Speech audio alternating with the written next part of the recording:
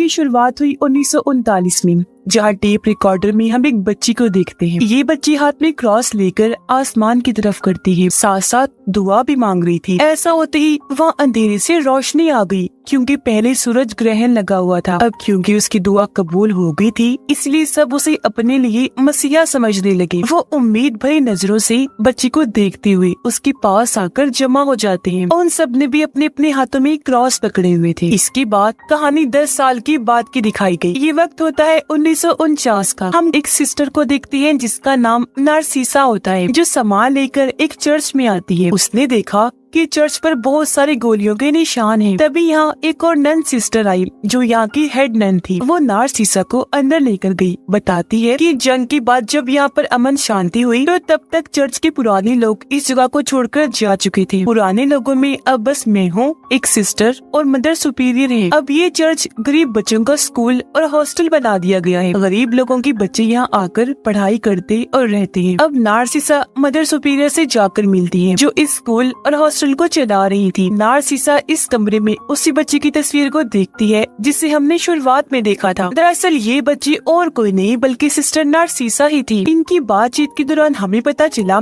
कि नारसीसा यहाँ बच्चों को पढ़ाने आई है, क्योंकि हाल ही में एक सिस्टर स्कूल छोड़ के चली गई थी, पर कोई भी नहीं जानता था कि वो अचानक कहाँ चली गई। अब नारसीसा को एक कमरा दिया गया, जहाँ वो अपना सामान रखने लगती है, पर उसका सूटकेस आगे नहीं जा रहा था। उसने जब चेक किया तो वहाँ एक बॉक्स पड़ा हुआ था, जिसे खोलने पर अंदर एक खत, एक सिस्टर की तस्वीर और एक कैंची थी। तस्वीर पर इस सिस्टर का नाम भी था, जो सोकोरो होता है। उसकी तस्वीर हाथ में लेकर नारसीसा सिस्टर सोकोरो का नाम लेती है। ऐसा होते ही सामने बड़ी कुर्सी हिलने लगी, जो एक आवाज के साथ नीचे गिर जाती है। तभी कोई बाहर का दरवाजा जोर जोर से पीटने लगता है। हालांकि नारसीसा दरवाजा खोलकर देखती भी है, पर वहाँ उसे कोई भी दिखाई नहीं देता। लेकिन हाँ, उसे अपने कमरे के सामने वाली दीवार पर एक निशान बना दिखता है, जो पहले नहीं था। पर वो इसे नजरअंदाज करके अपनी क्लास में आ जाती है बच्चों को पढ़ाने के लिए। वो सबसे पहले बच्चों को अपने बारे में बताकर ब्लैक बोर्ड पे अपना नाम लिखने लगती है। और अब जैसे नारसीसा ने अपना नाम लिखा, सभी बच्चे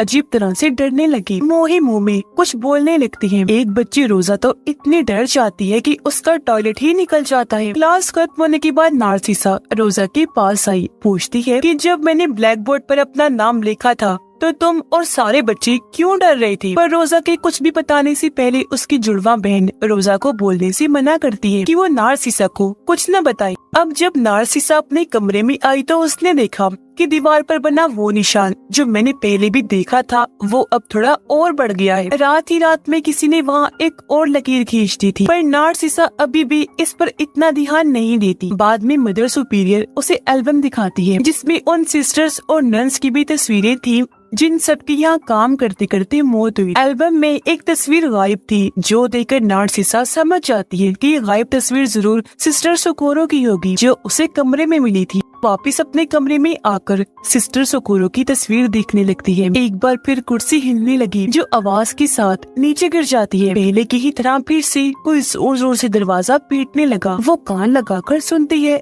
लेकिन कोई नहीं था। अब उसे लगने लगा कि ये जरूर मेरी किसी गलती की वजह से ही हो रहा है मेरे साथ, इसीलिए वो अपने आप को ही पीटने लगी। क्योंकि उनके रिलीजन मजहब में ये माना जाता है कि अगर आप खुद को मारकर सजा देंगे, तो ऐसे आपके किए हुए गुनाह धुल जाए। अब हम सभी बच्चियों को देखते हैं, जो साथ वाले कमरे में सो रही थी। एक बच्ची उठ जाती है, क्योंकि उसे वॉशरूम जाना था, इसीलिए वो रोजा को अपने साथ चलने का कहती है। अब हालांकि रोजा को बाहर से अजीब आवाजें आ रही थी, लेकिन वो फिर भी ये नजरअंदाज करके अपनी दोस्त के साथ वॉशरूम में आ जाती है। पर यहाँ भी अजीब होने लगा। अचानक ही पानी वाला नल अपने आप ही खुल जाता है। पूरा बाथटब भर गया। पानी भी जोर जोर से हिलने लगता है, पर अचानक ही सारा पानी कहीं गायब हो गया। तब बाथटब में रोजा को किसी के कटे हुए बाल मिलते हैं। वो बालों को देख ही रही थी कि तभी यहाँ उसे किसी और के होने का भी एहसास होता है, जिस वजह से वो जोर से चिल्लाती है। चीख की आवाज सुनकर यहाँ हेड नर्न आ जाती है। अब जो बच्चियां अंदर सो रही थी, उनमें से भी एक बच्ची चीखने लगती है। वो बताती है कि नींद में ही किसी लड़के ने मेरे बालों को काट दिया है, क्योंकि वहाँ कैंची भी पड़ी थी और उसके बाल भी गायब थे। अब क्योंकि इस बच्ची के ही बाल रोजा को बाथरूम में मिले थे, तो सबको लगता है कि बाल रोजा ने ही काटे। हालांकि वो बेचारी रो रो कर मना भी करती है कि मैंने ऐसा कुछ नहीं किया, लेकिन कोई भी उसकी बात पे यकीन नहीं करता। हेड नर्न तो उसे काफी मारती भी है। अगले सुबह नार्सिसा जब क्लास में आई तो उसने देखा कि आज रोजा क्लास में नहीं है। उसे पता चला कि हेड नन ने सजा के तौर पर उसे एक सेल में बंद कर दिया है। नार्सिसा जब उसके पास सेल में गई तो रोजा उसे बताती है कि हाँ, वो हरकत मैंने नहीं की थी। उस वक्त मैंने बाथरूम में किसी बच्ची की आत्मा को देखा था। वो सिर्फ मुझे ही नजर नहीं आई बल्कि आपकी आने से पहले भी कई सारे लोगों को आत्माओं की आवाजें आई और वो दिखाई भी दी। और तो और हम सब बच्चों को दीवार पर वो निशान बना हुआ देखा था जैसा आपके कमरे के सामने बना हुआ था। हमने जब ये बात उस सिस्टर को बताई जिसकी जगह पर आप आई हो तो उसने तस्वीर का एक पैर बनाकर उस नामुकम्मल तस्वीर को पूरा कर दिया। ऐसा उन्होंने इसलिए किया ताकि वो हम सब बच्चियों को बता सके कि यहाँ कोई आत्मा नहीं है जबकि आत्मा यहाँ पर है। लेकिन जब उस सिस्टर ने तस्वीर को पूरा किया तो उसका नाम अपने आप ही ब्लैक बोर्ड पर लिखा गया, जिसके बाद वो गायब हो गई। किसी को भी नहीं पता कि वो कहाँ गई है, जिनकी जगह पर फिर बच्चों को पढ़ाने के लिए आप आई। आगे रोजा बताती है कि आप जब पहले दिन क्लास में आई थी, जब अपना नाम ब्लैक बोर्ड पर लिख रही थी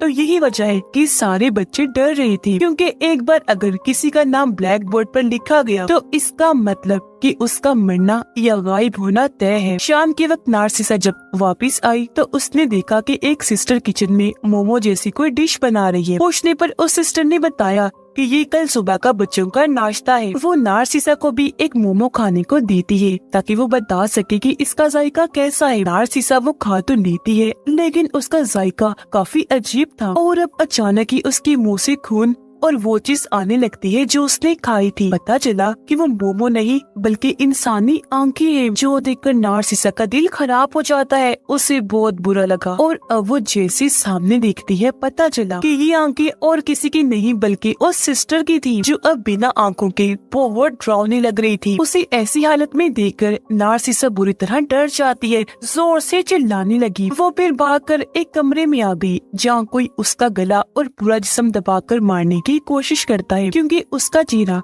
कपड़े से ढका गया था और कपड़े भी तंग होते जा रहे थे। बुरी तरह नार्सिसा को नोचने लगा, जिसके साथ ही नार्सिसा की आंख खुल गई। उसे ये देखकर सुकून का सांस आया कि ये मेरा बस बुरा सपना ही था। पर अब आंखें खोलने पर उसने देखा कि वो निशान अब और बड़ा हो गया है जो शुरू से उसे दिखाई दे रहा था। निशान में मरने वाले इंसान के अब 2 हाथ और एक पैर भी होता है और अब बस एक पैर ही बनना रह गया था, जिससे ये तस्वीर पूरी हो जाएगी। खैर इस चीज को फिर से नजरअंदाज करके नार्सिसा बच्चों को पढ़ाने के लिए आ जाती है, जहाँ एक बार फिर बच्चे हल्का हल्का बोलते हुए डरने लगते हैं। रोजा तो इतना डर गई कि फौरन उठकर वहाँ से भाग जाती है। तभी नार्सिसा देखती है कि अब ब्लैक बोर्ड पर रोजा का ही नाम लिखा हुआ है, पर वो यहाँ से सीधा रोजा के पास आई ताकि उसे संभाल सके। नार्सिसा उसे समझाने की कोशिश करती है कि देखो, घबराने की कोई जरूरत नहीं है, मैं तुम्हारे साथ हूँ। रोते हुए रोजा उसे बताती है कि एक बच्चे की आत्मा मुझे अब हर जगह दिखाई दे रही है। नार्सिसा को समझ नहीं आती कि वो क्या करे। तब वो रोजा का हाथ पकड़ के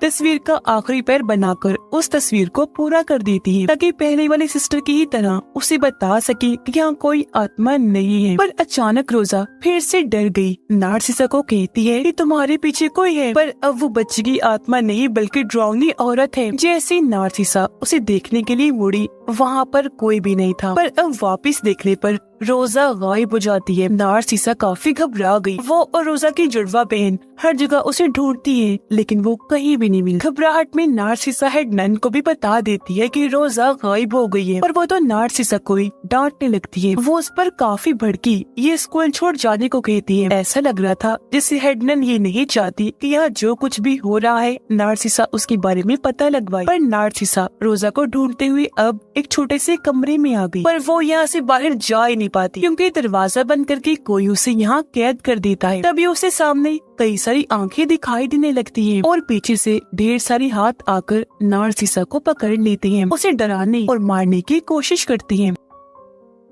नार्सिसा यहाँ जीसस का नाम लेकर भाग जाती है। तब उसे अपने सामने रोजा की लाश दिखाई देती है। वो काफी दुखी हो गई, जिसके बाद रोजा को दफनाने की तैयारी होने लगी। नार्सिसा काफी रो रही थी। फिर वो उदास मन से ये चर्च स्कूल छोड़कर जाने लगती है। अब वो जैसे सूरज को देखती है, सूरज ग्रहण लगने लगता है, बिल्कुल वैसे ही जैसे उसके साथ बचपन में हुआ था। तब की ही तरह एक बार फिर यहाँ अंधेरा छा जाता है। लेकिन कुछ देर बाद जैसे ग्रहण हटा, तेज रोशनी आती है, पर घुटनों के बल बैठकर वो फिर भी सूरज को देखती रही। एक मिनट के लिए भी आंखें नहीं हटाती और इसी के साथ नार्सिसा की आंखें चली जाती हैं, यानी वो अंधी हो गई थी। पर आंखें ना होने के बावजूद भी वो सब कुछ देख पा रही थी कि आखिर यहाँ पर हुआ क्या था। ये वो वक्त था जब जंग छिड़ी हुई थी। नार्सिसा देखती है कि जंग के दौरान कुछ लुटेरी इस चर्च में घुस आए थे। एक लुटेरी ने बेचारी सिस्टर सोकोरो के साथ बहुत गलत कर दिया, जो देखकर नार्सिसा को इतना बुरा लगा कि वो चिल्लाने लगती है। चीख की आवाज सुनकर प्रेजेंट टाइम में सबको पता चल गया था कि नार्सिसा की आंखें चली गई, इसलिए वो लोग उसे लाकर कमरे में लिटा देते हैं। जिसके बाद नार्सिसा दोबारा से सिस्टर सोकोरो की तस्वीर को अपने हाथ में ले लेती है। एक बार फिर पास्ट के उस वक्त से जुड़ जाती है। देखने लग गई कि सोकोरो के साथ जब लुटेरे ने गलत किया था उसके बाद क्या हुआ था। नार्सिसा देखती है कि उस हादसे के बाद सिस्टर सोकोरो की बेटी पैदा हो गई, पर चर्च की इज्जत न चली जाए इसलिए मदर सुपीरियर सोकोरो की बेटी को चर्च के अंदर ही पालती है, कभी उसे बाहर जाने नहीं देते। अपनी यादों में नार्सिसा ये सब देख ही रही थी कि तभी प्रेजेंट टाइम में सोकोरो की आत्मा उसके सामने आ जाती है। अब तक नार्सिसा को भी पता चल गया था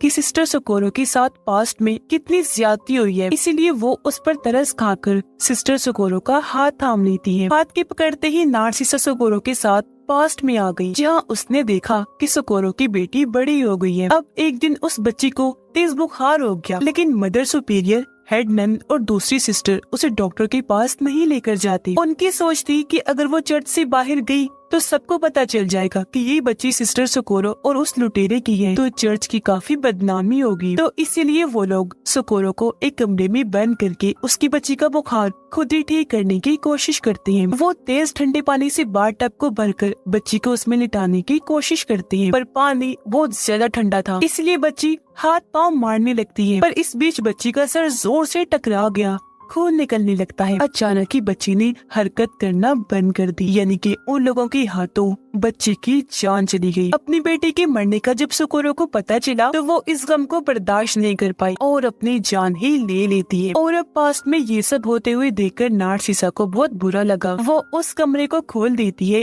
जहाँ उन तीनों ने सिस्टर सोकोरो को बंद करके रखा था, जो कमरा हमेशा से बंद रखा, किसी को वहाँ जाने की इजाजत नहीं। और अब जैसे कमरा खुला, यहाँ पर दो टाइमलाइन चलने लगती है, एक पास्ट और एक प्रेजेंट की, जो दोनों एक दूसरे से जुड़ जाती है। कमरा खुलते ही पास्ट में जहाँ सोकोरो फांसी से लटकी हुई थी उसकी आंख खुल जाती है और अब उसकी लाश पास्ट में घूमने लगी, जबकि प्रेजेंट में उसकी आत्मा तीनों को डराने लगती है, यानी मदर सुपीरियर, हेड नन और सिस्टर को, जिनके हाथों उसकी बच्ची की मौत हुई थी। पास्ट में सोकोरो हेड नन का मुंह अजीब तरह से तोड़ देती है, जिससे उसकी मौत हो गई। अब यहाँ हेड नन की मरते ही प्रेजेंट में भी उसकी मौत हो जाती है। फिर पास्ट में सोकोरो मदर सुपीरियर के पास गई, वो उसका मुंह पकड़ के बाथ टब में डबो देती है। ऐसे फिर मदर सुपीरियर की पास्ट में मौत होते ही प्रेजेंट में भी वो मारी जाती है और फिर सोकोरो तीसरी सिस्टर को भी मार देती है। अब इस तरह सोकोरो ने इन तीनों को मारकर अपनी बेटी का बदला ले लिया। और जो बार बार नार्सिसा के कमरे में कुर्सी गिर रही थी, वो असल में सोकोरो ही उसे इशारा देने की कोशिश कर रही थी, जबकि रोजा को उसकी बेटी की आत्मा दिखाई दिया करती थी। स्कूल में पूरी तरह अमन शांति आ जाती है, मतलब सब कुछ नॉर्मल बिल्कुल ठीक हो गया था। ये स्कूल हर लिहाज से महफूज था, क्योंकि बदला पूरा होते ही इन्हीं मदर सुपीरियर और हेड नन के मरने के बाद किसी को ना तो वो निशान दिखा और ना ही सोकोरो और उसकी बेटी की आत्मा। और अब यहाँ से सीन शिफ्ट होकर आ जाता है 40 साल के बाद, यानी 1991 में, जहाँ अब ये चर्च स्कूल